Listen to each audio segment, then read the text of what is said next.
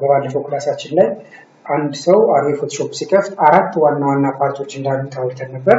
የመጀመሪያው ፓርት ከላይ የምታዩት ይሄ ሜኑ ባር ይባላል ብለናል። ፋይል፣ ኤዲት፣ ኢሜጅ፣ ሌየር ታይፕ የሚሉ እነዚህን ሜኑ ባር ብለናል። ፎቶሾፕ ላይ የምንሰራቸው ዋና ዋና የሚባሉ ስራዎች አሉ። የነዛ ስራዎች ማውጫ የስራዎች ማውጫ ቦታ ሜኑ ባር ይባላል ብለናል። ከሜኑ ባር በታች የምናያቸው ደግሞ የተደረደሩት ኦፕሽን ባር ወይም ኮንትሮል ፓነል ይባላል። ኦፕሽን ባር እንደምንጠቀመው የቱል አይነት የሚቀያየር ለእያንዳንዱ ለምትጠቀሙት ቱል ደግሞ አዲሽናል የሆነ ሴቲንግ የምታስተካክሉበት ነው። ለምሳሌ ቅርጽ ለመሳል የቅርጽን ሴቲንግ ክሊክ ስታደርጉት ምስሉት ቅርጽ ፊል ከለር ውስጡ ምን ቀለም ይሁን፣ ዳር ጠርዙ ወይም ስትሮኩ ምን ቀለም ይሁን የስትሮኩን ሳይዝ ታስተካክሉበታላችሁ። ቴክስት ለመጻፍ ከሆነ ቲን ክሊክ ስታደርጉ የአጻጻፍ አይነት የቴክስቱን እዚጋ የአጻጻፍ አይነት ቀይራለሁ፣ እዚጋ የቴክስቱን ሳይዝ ቀይራለሁ፣ ዘን የቴክስቱን ከለር ቀይራለሁ። እንደምትጠቀሙት አይነት የሚቀያየር ለእያንዳንዱ ቱል አዲሽናል የሆነ ሴቲንግ ማስተካከያ ቦታ ኦፕሽን ባር ብለን ነበር። በግራ በኩል የምታዩት የተደረደረው ቦታ ደግሞ ቱል ባር ይባላል ብለናል። ቱል ባር የአዶቤ ፎቶሾፕ ስራው ሁለት ነው፣ ቱ ክሬት ኤንድ ማኒፑሌት ቪዥዋል ኢሜጅ። ያልነበረ ምስልን የምትፈጥሩ ከሆነ ክሬት ይሆናል። ያለውን ምስል ደግሞ ፎቶ አስገብተን የምናሳምር የምናስተካክል ኤዲት የምናረግ ከሆነ ደግሞ ማኒፑሌት ይሆናል። ስለዚህ ፎቶሾፕን ተጠቅመን ክሬትም ሆነ ማኒፑሌት ስናደርግ የምንጠቀመው እነዚህን ተጠቅመን ነው ማለት ነው። እነዚህ ቱል ባር ይባላሉ። በቀኝ በኩል ይሄ ቦታ ደግሞ ፓነል ኦር ፓሌት ይባላል። helps you monitor and modify your work። የምትሰሩትን ስራ በሙሉ ሞኒተር ለማድረግ ለመቆጣጠር፣ የምትሰሩትን ስራ በሙሉ ሞዲፋይ ለማድረግ ለማስተካከል ይሄን ትጠቀማላችሁ ብለን ነበር። ቀጣይ ፋይል ክሬት ወደ ማድረግ ነው የምንሄደው። ፋይል ክሬት ለማድረግ ፋይል እንሄድና ኒው ነው የምንለው። ፋይል ሄደን ኒው ነው የምንለው።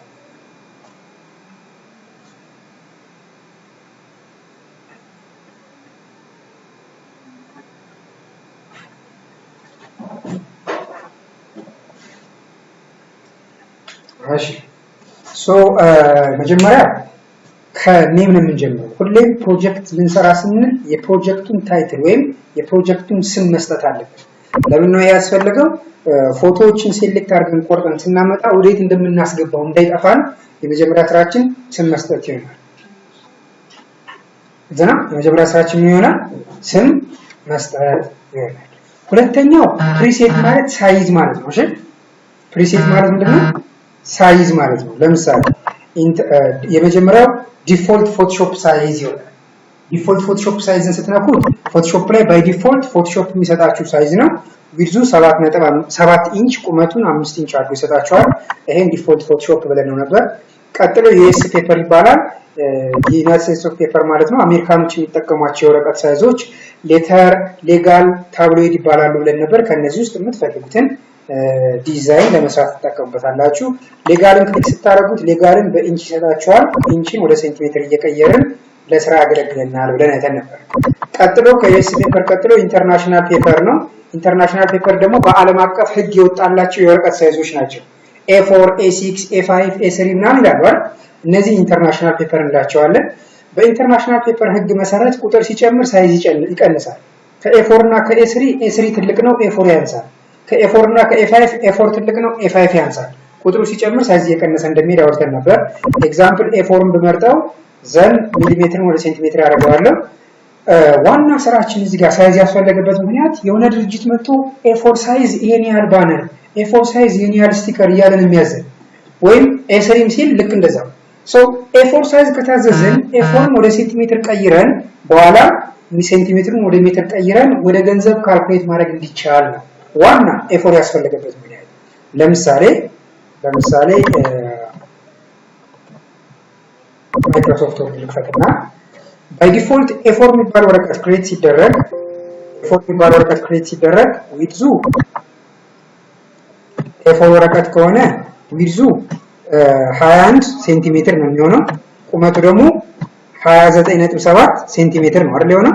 እዛ ጋር A4ን እንደመረጣችሁት እዚህ ላይ A4ን እንደመረጣችሁት ሴንቲሜትር የምትለውን ስትነኩት ይነግራችኋል። ዊድዙ 21 ሴንቲሜትር ነው፣ ቁመቱ 29.7 ሴንቲሜትር ነው። ምናልባት የታዘዝኩት ብዛቱ 300 የሆነ A4 ሳይዝ የሆነ ብዛቱ ደግሞ 300 የሆነ በየቦታው ሄዶ የሚለጠፍ ስቲከር ሊሆን ይችላል። እንደዚህ ልታዘዝ ይችላል። አንድ ከስተመር መጥቶ ሲያዘን A4 ሳይዝ 300 ስቲከሮችን ነው የምፈልግ ብሎ ሊያዝ ይችላል። ስለዚህ A4 ማለት ዊድዝ እና ሄይቱ ይሄን ነው የሚሆነው።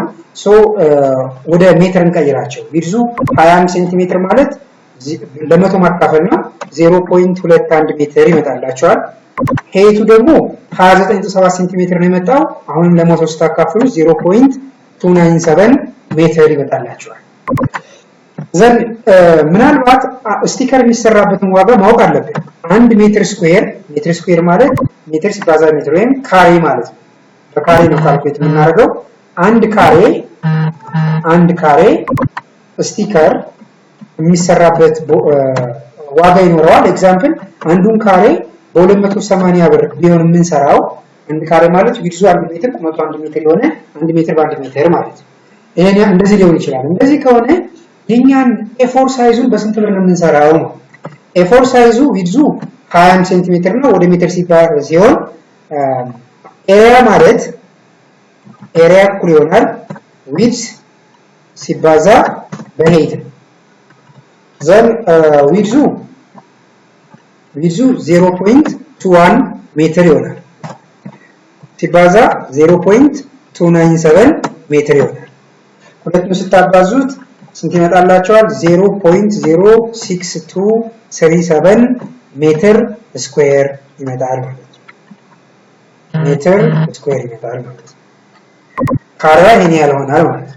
ኔክስት ቀጣይ የምንሰራው አንዱ ካሬ ወይም 1 ሜትር ስኩዌር ማለት ነው። አንድ ካሬ እኩል ይሆናል 280 ብር ከሆነ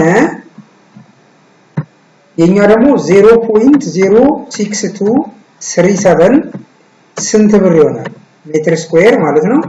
እዚህ ኳልስቱ ሃው ማች ክሪክሮስ ነው የምናደርጋቸው ማለት ነው። ሁለቱም ክሪክሮስ እናደርጋለን።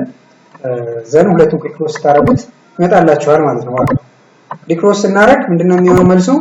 እዚህ ጋር ከታች 0.06237 ሜትር ስኩዌር ሲባዛ በ280 ብር ሲካፈል ለአንድ ሜትር ስኩዌር ይሆናል። እሺ ስኩዌር ነች፣ ስኩዌር ትሆናለች።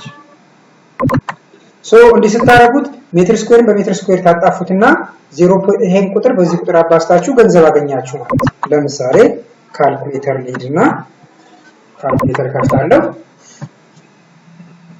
0.21 ሜትር ነው ያለን። 0.21 ሜትር ሲባዛ በ0.297 ሜትር እኩል ይሆናል። ይሄን ያን ነበር አይደል? ቅድም ያገኘነው ካሬ 0.067 ይሄንን በ280 ብር እናባዛው ሲባዛ በ280 ብር ሲሆን ስንት ይሆናል? 17 ብር ከ46 ኦልሞስት አንዷ A4 የምንላት ብዙ ጊዜ የምንጠቀምበት ልሙጥ ወረቀት የምንለው ማለት ነው A4 ሳይዝ ነው። ለአንዱ A4 በየቦታው ሄዶ የሚለጠፍ ስቲከር በ17 ብር ከ50 ሳንቲም ሂሳብ የሰራ ነው ማለት ነው። 17 ብር ከ46 ኦልሞስት 17 ብር ከ50 ሲባዛ የታዘዝኩት ብዛት 300 ብዛት ነው የተባልኩት። ይሄን በ300 ታባዛላችሁ። 17 ብር ከ46 ሲባዛ በ300 5240 ብር ይመጣል ማለት ነው። ስለዚህ ኩሪዮናል እንላለን 17 ብር ከ46 ሳንቲም የመጣው ኦልሞስት ከማን ጋር እኩል ነው? 17 ብር ከ50 እንደማለት ነው። ይሄ ሲባዛ ብዛቱ 300 ነው። ብዛቱ 300 ነው። በ300 ስናባዛው እኩል ይሆናል 5240 ብር ነው ይመጣል አይደል? እዚህ ጋር 5240 ብር ይመጣል። ባጭሩ ምን ለማለት ፈልጌ ነው? ቅድም A4 A5 A3 የምንለው ሌተር ሌጋል ታብሎይድ ያን ወረቀት የምንቀያይረው ዋና ስራችን ልክ እንደዚህ አንደኛ ሳይዙን በዲፎልት እንድናቀው በA3 ሳይዝ ስሩ ስንባል A3 የሚባለውን ሳይዝ ፍለጋ እንዳንሄድ ጀስት እዚህ ጋር ፒክ ማድረግ እንዲቻል፣ በተጨማሪ ደግሞ እንዳሁኑ ገንዘብን ካልኩሌት አድርጎ መገኘት እንዲችል ይሆናል ማለት ነው። ይሄ ኢንተርናሽናል ፔፐር እነዚህን ይሰራል። ፎቶ በፎቶ ቤት ህግ ወይም በፎቶ ሳይዝ ላንድስኬፕ እና ፖርትሬት የምንላቸው ናቸው። ፎቶ ቤት ማለት ፎቶ ሳይዝ ማለት የፎቶ ቤት ሳይዝ ማለት ነው። ብዙ ጊዜ 4 በ3 3 በ4 ምናምን ላል አይደል ፎቶዎች፣ እነሱን ፎቶ ሳይዝ እንላቸዋለን። ላንድስኬፕ ማለት ዊድዙ ይበልጣል ማለት ነው። ፖርትሬት ማለት ቁመት ይበልጣል ማለት ነው። ላይክ ዚስ ለምሳሌ እዚህ ወርድና ከቁመቱ ዊድዙ የሚበልጥ ከሆነ ላንድስኬፕ ይባላል። ልክ እንደዚህ ማለት ነው። የሚበልጣውን እዚህ ጋር ዊድዝ ነው። ዊድዝ ከበለጠ ምን ይባላል? ላንድስኬፕ ይባላል።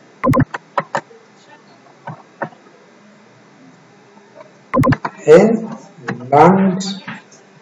ላንድስኬፕ ይባላል። ይሄን ላንድስኬፕ ትልታላችሁ። ምናልባት የሚበልጠው ቁመቱ ከሆነ ፖርትሬት ይባላል።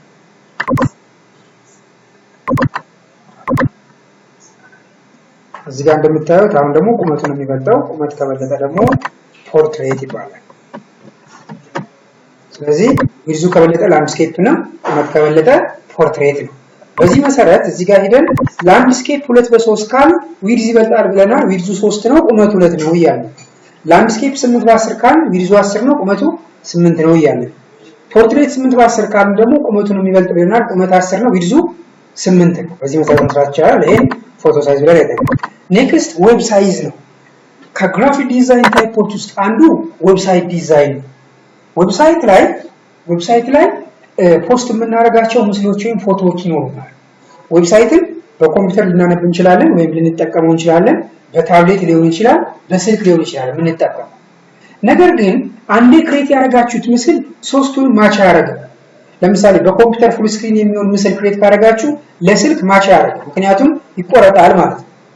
ምናልባት ክሬት ያደረጋችሁት ደግሞ ለስልክ ከሆነ ለኮምፒውተር ማች ያደርጋል ስለሚቆም። ያ እንዳይሆን ለሁሉም ለየራሳቸው ነው ክሬት የሚደረጉት። ያ ማለት በዌብሳይት ዲዛይን ሚዲያ ቲዮሪ ወይም ደግሞ ሪስፖንሲቭ ዌብሳይት ዲዛይን የሚለው ቻፕተር አለን።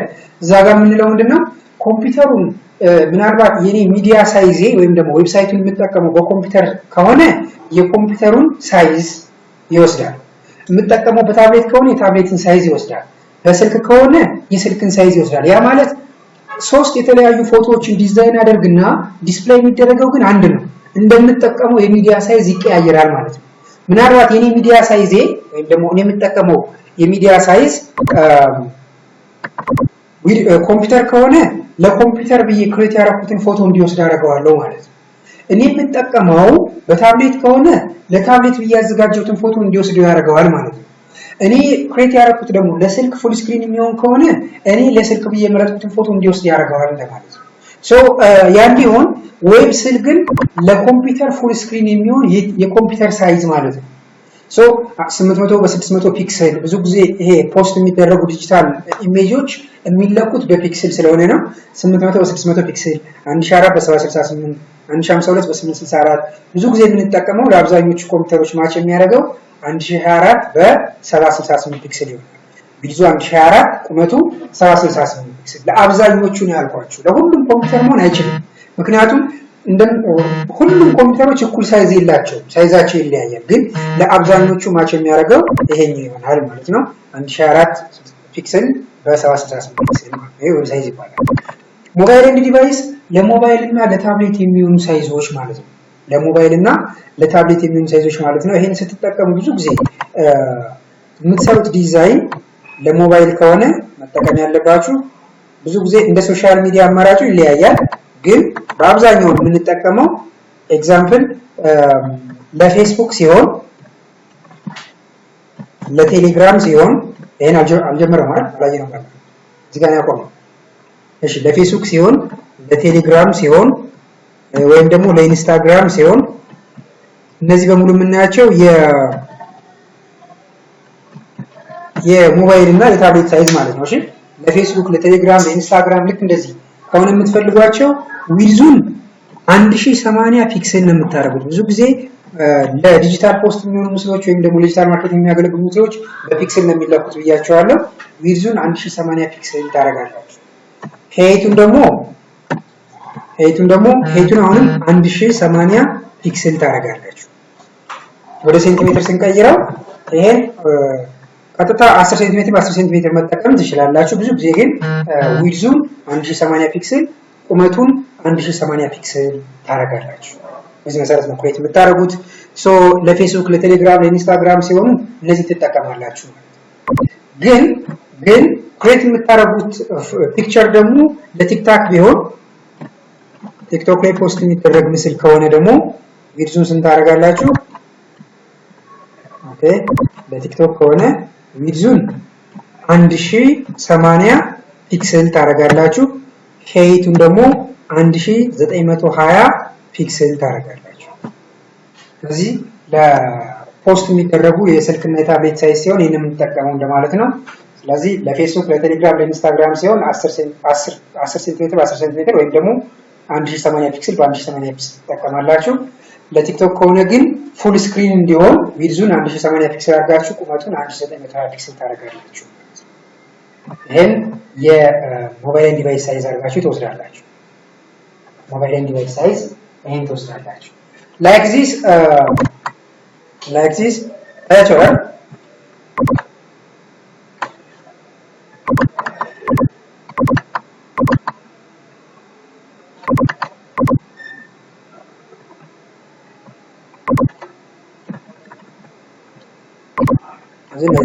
ተጠቀሙት። ከዛ ውጪ ግን ኖርማል የቪዲዮ ሳይዝ ደግሞ ይኖረናል። ቲቪ ወይም ደግሞ ዩቲዩብ ሳይዝ የምንለው ማለት ነው። ቲቪ ሳይዝ ወይም ደግሞ ዩቲዩብ ቪዲዮ ሳይዝ። ይሄን ደግሞ ቀጥታ ከዚህ ከሞባይል ዲቫይስ ቀጥሎ የሚመጣላችሁ ፊልም ኤንድ ቪዲዮ ሳይዝ ይሆናል። ለፊልም ኤንድ ቪዲዮ ሲሆን ደግሞ ለፊልም ሲሆን ማለት የቲቪ ሳይዝ እንደማለት ነው። ቪዲዮ ደግሞ ቪዲዮን ክሬት የምታደርጉት ለቴሌቪዥን ሊሆን ይችላል ወይም ደግሞ ለዩቲዩብ የሚሆን ቪዲዮ ሊሆን ይችላል። ለሱ የሚሆን ቪዲዮ ስትጠቀሙ ፊልም ኤንድ ቪዲዮን ከመርጣችሁ በኋላ ኤችዲ ቲቪ 1080 የሚለውን ታረጉታላችሁ። ኤችዲ ቲቪ ኤችዲቪ የሚል ስላለ እሱን አይደለም ኤችዲ ቲቪ 1080 የሚለውን ታረጋላችሁ። እሱን ስትመርጡት ኤችዲ ቲቪ 1080 ስትመርጡት ለቅድም ለቲክታክ የሰጧችሁን ሳይዝ ተቃራኒ ነው የሚሆነው። እዚህ ነው ቅድም ለቲክታክ ሲሆን ቪድዙን 1080 አድርጎ ቁመቱን 1920 ነበር ያደረገው። ለዚህኛው ሲሆን ግን ያቀያይረዋል ማለት ነው አይደል? ይሄኛው ደግሞ ቪድዙን 1920 ቁመቱን 1080። ስለዚህ የምትሰሩት ለዩቲዩብ የሚሆን ተምኔል ሳይዝ ሊሆን ይችላል ወይም ደግሞ ለቴሌቪዥን የሚሆን ቪዲዮ ክሬት የምታደርጉ ከሆነ ቪዲዮ ክሬት ሲደረግ ቪድዙ 1920 ፒክሰል ባጭሩ የቲክታክ ተቃራኒ ነው ማለት ነው። ሄይቱ 1080 ፒክሰል ሊሆን ይችላል። እዚህ ተጠቅማችሁ የምትሰሩት ይሄን ፊልም ኤንድ ቪዲዮ ሳይዝ ይባላል። ፊልም ኤንድ ቪዲዮ ሳይዝ ፊልም ወይንም ደግሞ ለቪዲዮ የሚሆኑ ሳይዞች ሲሆን ደግሞ ይሄኛውን ትጠቀማላችሁ ነው። ቪድዙን 1920 ቁመቱን 1080 ፒክሰል አድርጋችሁ ሰራላችሁ። ለዚህ ነው ነበር ማለት ነው። ቀጣይ አሁን የምንሄደው ወደ ከስተም ነው። ከስተም ማለት እስካሁን ስለ ኢንተርናሽናል ፔፐር፣ ስለ ዩኤስ ፔፐር፣ ስለ ሞባይል፣ ስለ ታብሌት፣ ስለ ስልክ፣ ስለ ቴሌቪዥን ነው ስናወራ የቆየ ነው። ያ ማለት ወደ ጎን የሚለካ ባነር ቢኖረን ወይም ደግሞ ስቲከር ቢኖረን ቁመቱን ሄይቱን ለክተን የምናስገባው ቢኖረን ግን ራሳችን ለክተን የምንሰራው ዲዛይን ከሆነ ከስተም ይባላል። ኦኬ ኤግዛምፕል ከስተም ላይ ኤግዛምፕል እስኪ እዚህ ጋር የምታዩት ግድግዳ ባይ ዲፎልት ቪድዙ 6 ሜትር ቢሆን ቁመቱ ደግሞ 3 ሜትር ቢሆን ብለን እንሰራለን።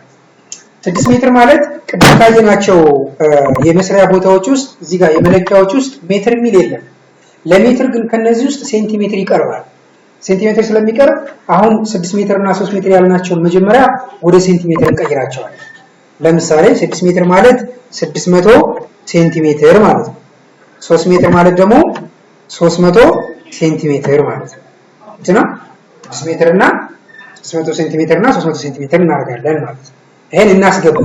መጀመሪያ ከማስገባታችን በፊት ሪዞሉሽንን፣ ከለር ሞድን እና ደግሞ ቢቱን እናስተካክል። ለምሳሌ ሪዞሉሽኑን 300 እናርገው። ለምን እንዳደረግነው በኋላ እንላችኋለሁ። የከለር ሞዱን CMYK እናደርገዋለን። የምጠቀመውን የከለር ዴፕዝ ወይም ቢት 16 ቢት አደርጋለሁ። መጀመሪያ ቁጥር ከመጻፌ በፊት ሪዞሉሽኑን 300 እናደርጋለን። ከለር ሞዱን CMYK እናደርጋለን። 16 ቢት እንሰጠዋለን። ዘን ወደ ሴንቲሜትር እንቀይረዋለን መጀመሪያ። ከዛ ዊድዙ 600 ሴንቲሜትር ነው፣ ቁመቱ 300 ሴንቲሜትር ነው። ይሄን ቼክ ስታደርጉት እኔ እንዳደረኩት አድርጋችሁ ካስገባችሁት ስንት ይሰጣቸዋል? 18.7 ጂቢ ይሰጣቸዋል። እቺ አሁን ክሬት ያረኳት የፋይሏ ሳይዝ ትሆናለች።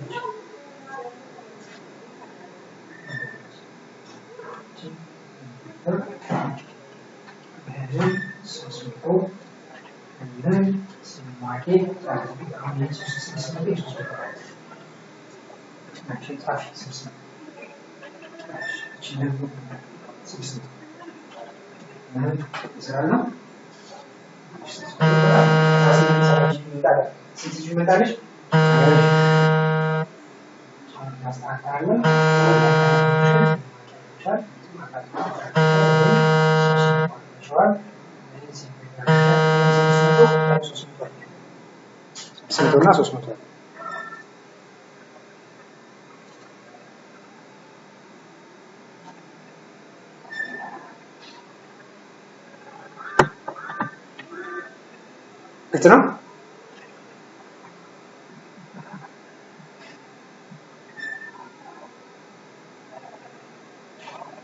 እሺ ስንት ጂቢ መጣላችሁ? 18.7 ጂቢ። የኮምፒውተሩ ጊዜያዊ የመስሪያ ቦታ ራም ይባላል። ራም ማለት ራንደም አክሰስ ሚሞሪ ማለት ነው። ራንደም አክሰስ ሚሞሪ ቴምፖራሪ ስቶሬጅ ዲቫይስ ነው። ስቶሬጅ ማለት ማስቀመጫ ቦታ ነው ማለት ነው። ግን ቴምፖራሪ ነው፣ ጊዜያዊ ነው። ጊዜያዊ ነው ማለት ምንድነው? ለምሳሌ እናንተ ማይክሮሶፍት ወርድ ልክ እንደዚህ እንደኔ ከፍታችሁ እየጻፋችሁ ሊሆን ይችላል። ሴቭ አላረኩትም ገና አይደል? ገና እየጻፍኩ ነው። ሴቭ ከመደረጉ በፊት እየሰራሁት ያለሁት ራም ላይ ይሆናል። ተረዳችሁኛል? ራም ማለት ጊዜያዊ የመስሪያ ቦታ ነው ያልኳችሁ ሴቭ እስከሚደረግ ድረስ ላለው ማለት ነው። ሴቭ እስከሚደረግ ድረስ እናንተም አሁን አዶቤ ፎቶሾፕ ፋይል ከፍታችኋል። ፋይላችን ከፍተን ኤዲት ማድረግ ልንጀምር ነው። ኤዲቲንጉ ጨርሰን ሴቭ ስናደርገው ወደ ሃርድ ዲስክ ይሄዳል። ግን ኤዲቲንጉ ከማለቁ በፊት እየሰራው ያለው ራም ላይ ነው። ራም ጊዜያዊ መስሪያ ቦታ ነው ብያችኋለሁ። አሁን ፎቶሾፕ ፋይል ኦኬ ብላችሁ ስከፍቱት ሴቭ ስላልተደረገ እየሰራን የምንቀጥለው ሴቭ እስከሚደረግ ድረስ ራም ላይ ነው። አሁን የምታያቸው የኔ ላፕቶፕ 8 ጂቢ ራም ነው ያለው። እናንተ የተቀመጣችሁባቸው እነዚህ 12ቱን ኮምፒውተሮች ደግሞ 4 ጂቢ ነው ያለው ራም። ስለዚህ የምታዩት ይሄኛው ፋይሉ 18.7 ጂቢ ሆኗል አይደል? ነገር ግን ኮምፒውተሩ ያለው ደግሞ 4 ጂቢ ራም ነው። ኮምፒውተሩ መንቀሳቀስ ይችላል? አይችልም። ይሄን ስለማይችል ለእኩል ቁጥር መካፈል አለበት። ዊድዝ ቨርሰስ ሄይት ሬሽዮ ይባላል ማለት ነው። ስለዚህ ምን ማድረግ አለብኝ? ከፈለጋችሁ ሁለቱም ለእኩል ቁጥር መሆን አለባቸው። እሺ የምታካፍሉት አንዱን ለ20 አካፍላችሁ አንዱን ለ10 አይቻልም። አንዱን ለ5 አካፍሉ አንዱን ለ10 አይቻልም። ከዛ ውጭ ግን ደስ ስላላችሁ ቁጥር መሆን አለበት። በቻልን መጠን ግን የምስል ሳይዙ ከ1 ጂቢ በታች መውረድ አለበት። ከ1 ጂቢ በታች መውረድ አለበት።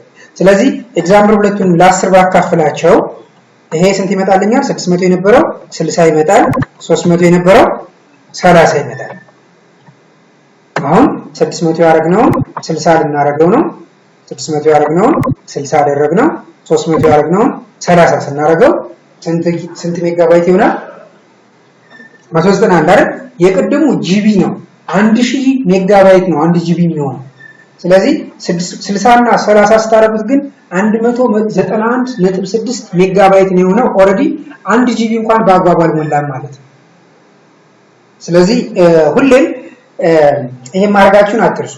የተሰጣችሁ ደግሞ ዊድዝ እና ሄይት ፍራክሽናል ቁጥር ሊኖረው ይችላል። ኤግዛምፕል ኮፒ ፔስት ላድርገውና ፍራክሽናል ነምበር ማለት ልክ እንደዚህ ዊድዙ የተሰጣችሁ ዊድዝ 9 ሜትር ከ47 ሊሆን ይችላል። የተሰጣችሁ ሄይት ደግሞ 6 ሜትር ከ74 ልክ እንደዚህ ሊሰጣችሁ ይችላል። ማለትም ፍራክሽናል ነምበር ነጠብጣብ ቁጥር ሊኖረው ይችላል ማለት።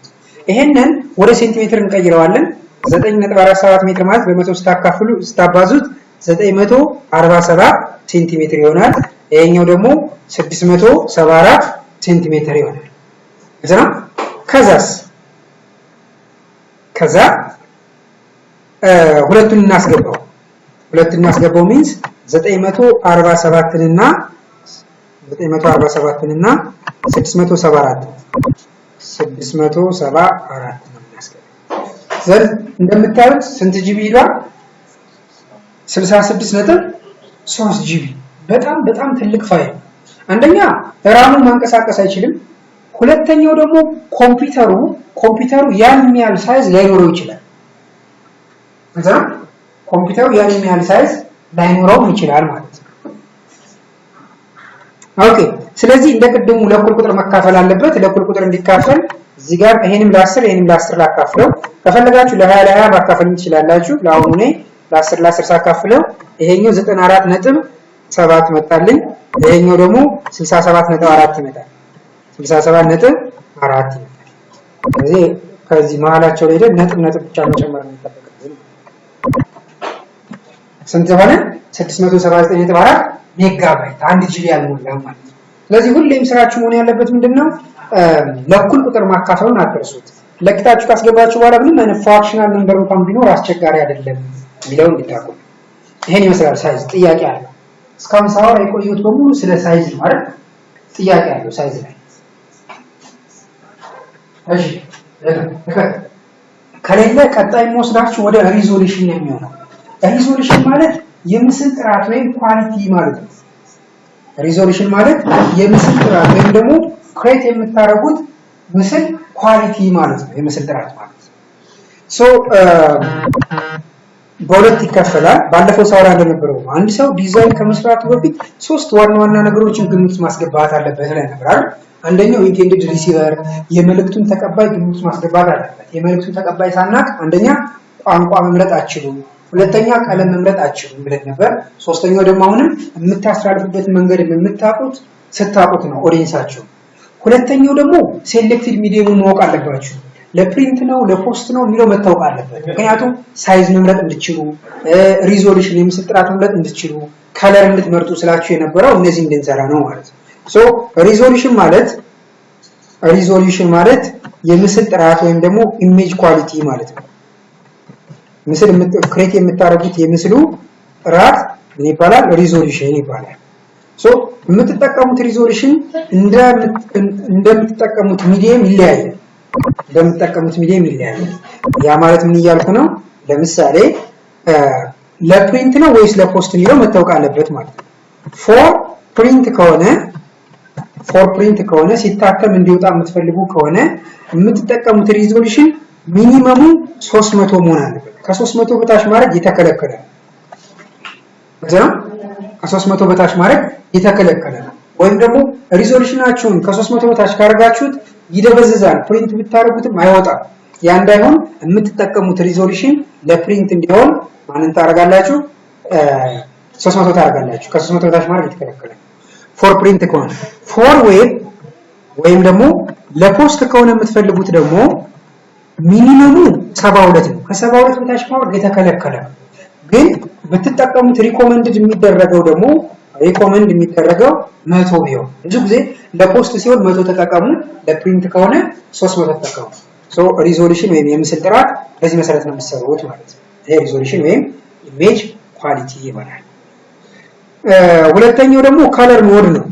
ከለር ሞድ ደግሞ የቀለም አይነት ማለት ነው አይደል? የቀለም አይነት ማለት ነው። የምትጠቀሙት የከለር አይነት አሁንም ለፕሪንት እና ለፖስት ሲሆን ይለያያል። ፎር ፕሪንት ማለት ሲታተም እንዲወጣ የምትፈልጉ ከሆነ የምትጠቀሙት የቀለም አይነት CMYK ከለር ይባላል። ግን ለፖስት ከሆነ ፕሪንት ቢደረግ ባይወጣም ግን ሶሻል ሚዲያ ላይ ፖስት የምታደርጓቸው ምስሎች ከሆኑ የምትጠቀሙት የከለር አይነት RGB ከለር ይባላል። ባጭሩ በፊትም ስናወራ እንደነበረው ከለር ማለት a combination of RGB ነው።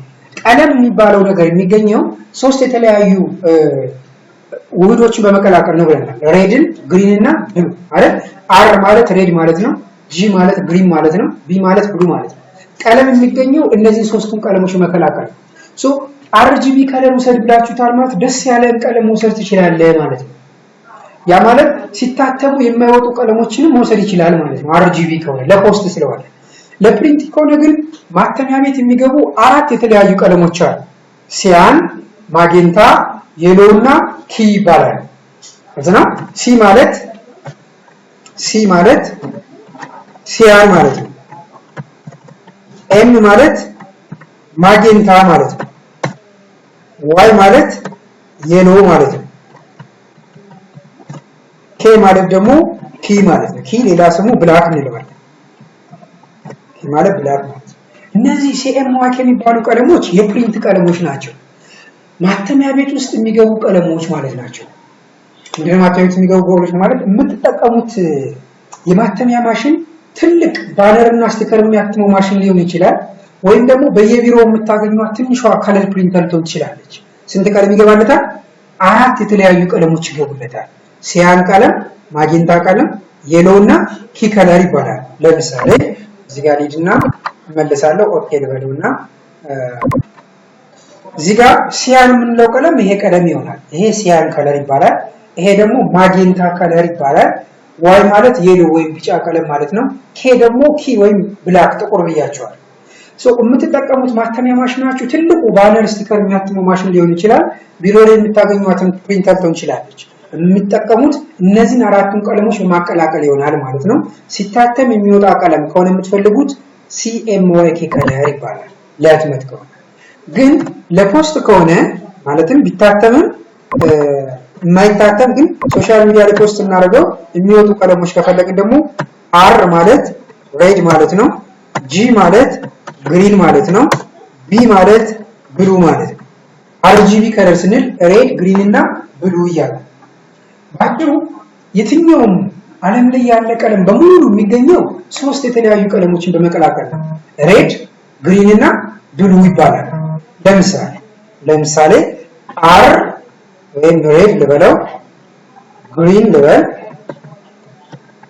ብሉ ልበልና ዘን መጨረሻ ላይ ከለር ልበል። እሺ አር 0 ጂ 0 ቢ 0 ከሆነ ብላክ ከለር ይገኛል። ቸክ እናደርገዋለን። ሶስቱ ሬድ 0 ጂ 0 ቢ 0 ከሆነ ብላክ ከለር ይገኛል። አር 255 ጂ 0 ቢ 0 ከሆነ ሬድ ከለር ይገኛል። አር 255 ጂ 255 ቢ 0 ከሆነ ደግሞ የሎ ይገኛል። የሎ ከለር ይገኛል። አርን 0 ጂን 255 ቢን 0 ካረጋችሁት ደግሞ ግሪን ከለር ታገኛላችሁ። አርን 0 ጂን 0 ቢን 255 ካረጋችሁት ብሉ የሚባል ከለር እናገኛለን። ሶስቱንም 192 ካደረግን ደግሞ 192 ካደረግን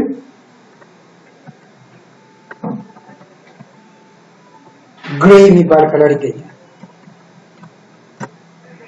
ሶስቱንም 255 ካረጋችሁት ደግሞ ዋይት የሚባል ከለር ይገኛል። ባጭሩ ዋና ቀለሞችን የነገርኳችሁ ከዚህ ውጭ ያሉት ቀለሞች ደግሞ በቃ በዚህ ውስጥ ይገኛሉ። በዚህ ቀለም ውስጥ ይገኛሉ። አሬንጅመንታቸው ማለት ነው። አሁን እያንዳንዱን እያስገባው ባሳያችሁ ያልኳችሁን ቀለም ነው የሚያመጣው። እያንዳንዱ R0 G0 B0 ሲሆን ብላክ ከለር ይገኛል። R 255 G0 B0 ከሆነ ሬድ የሚባል ከለር ይገኛል። እንትና ዘን እያቸውና ቀጥታ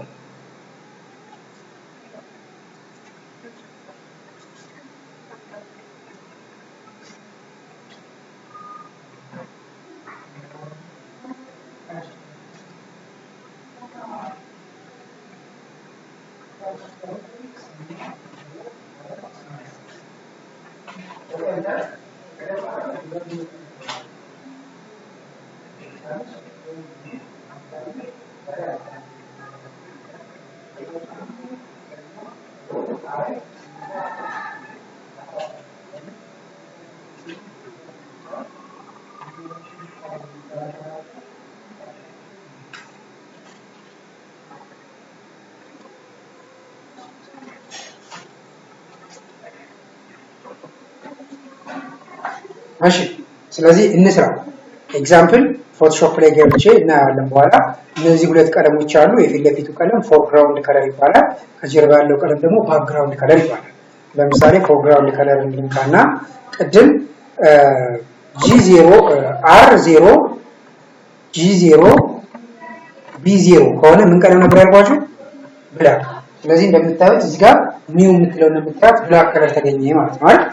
R 255 አርጋችሁ ሌሎቹ 00 ሲሆን ሬድ ከለር ተገኘ ማለት ነው።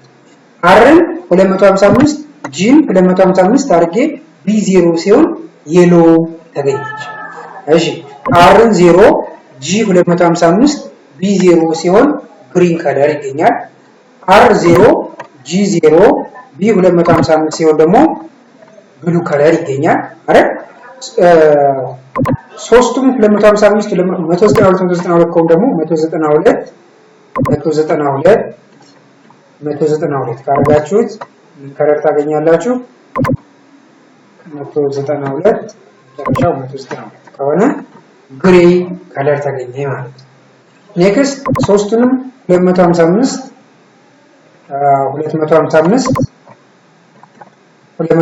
ካረጋችሁት ደግሞ ምን ከለር ይገኛል? ዋይት ከለር ይገኛል። ማለት ስለዚህ ሁሉም ቀለሞች የሚገኙት ከዚህ ውጭ ያሉ ቀለሞች ቢሆኑ ለምሳሌ አረንጓዴ ሆኖ ግን ጠቆር ያለ አረንጓዴ ከፈለግ እቺ ጠቆር ያለች ግሪን ነች፣ ዳርክ ግሪን ነች። R8 G59 B27 አድርጎ ያውቀዋል። ባጭሩ ግን እኔ ሬድ ከለርን ለማስገባት የቀለሟን ስም መያዝ አለብኝ ማለት ግን አይደለም። ጀስት እዚህ ጋር መጣችሁ ቀይን ክሊክ ስታረጉት ቀይ ላይ ነው ያለው። ሶ በጣም ደማቅ የሆነ ቀይ፣ ነፃ ያለ ቀይ፣ ጠቆር ያለ ቀይ፣ ኖርማል ቀይ እያደረጋችሁ መምረጥ እንችላለን ማለት ነው። ስለዚህ በዚህ መሰረት የምትፈልጉትን ቀለም መምረጥ ይቻላል። ባጭሩ ምን ለማለት ፈልጌ መሰላችሁ? የምትጠቀሙት ቀለም RGB ከለር ከሆነ የፈለጋችሁትን ቀለም መጠቀም ትችላላችሁ፣ መውሰድ ትችላላችሁ። በጣም የሚያበራ ቀለም ቢሆንም ማለት ነው። ለምሳሌ እዚህ ጋር ማተሚያ ቤት ቀለም ምን የገባ ቀደም ሲያን፣ ማጌንታ፣ የሎና ኪ ብሉ የሚባል ከለር ማተሚያ ቤት ገብቷል አልገባም? ግን አሁን እዚህ ጋር መጥቼ ደማቅ የሆነ ሰማያዊ መረጥኩ ለዲዛይን አይደል? ግን ማተሚያ ቤት ትልቁት አይወጣም። ይሄ ምን እያሳየኝ ነው? ዋርኒንግ ነው። ይሄ ዋርኒንግ ነው የሚያሳያችሁ። ፕሪንት ቢደረግ አይወጣም ማለት ነው። ይሄ ዋርኒንግ የሚናገረው ፕሪንት ቢደረግ አይወጣም። እዚህ ላይ ክሊክ ስታረጉት ፕሪንት ሲደረግ የሚወጣው እንደምታዩት ይሄ ድብዘዝ ያለው ሰማያዊ ነው። አረንጓዴንም ልክ እንደዛው የሚያበራ አረንጓዴ መርጬ ማተሚያ ቤት ብትልኩት አይወጣም። ስለዚህ ይቺን ክሊክ ሳረጉት ማተሚያ ቤት ሲላክ የሚወጣው አረንጓዴ ይሄኛው ቀለም ነው ማለት ነው። ስለዚህ ሲታተም የሚወጡ ቀለሞችን ብቻ ለዲዛይን መጠቀም ከፈለጋችሁ ሲኤምዋኬ ከለር ይሆናል። አይ እኔ ለፖስት ነው የምፈልገው ካልኩ ግን የምፈልገውን አይነት ቀለም መምረጥ እችላለሁ ማለት ነው። ስለዚህ ፋይል ክሬት ለማድረግ ፋይል እጄ እንይዛለሁ። ሶ ምን ጨረስን? አንደኛ ሪዞሉሽን ጨረስን፣ ሁለተኛ የከለር ሞድ ጨረስን ማለት ነው። ሶስተኛው ቢት ነው። ቢት የቀለሙ ኳሊቲ ወይም ዴብዝ ማለት ነው።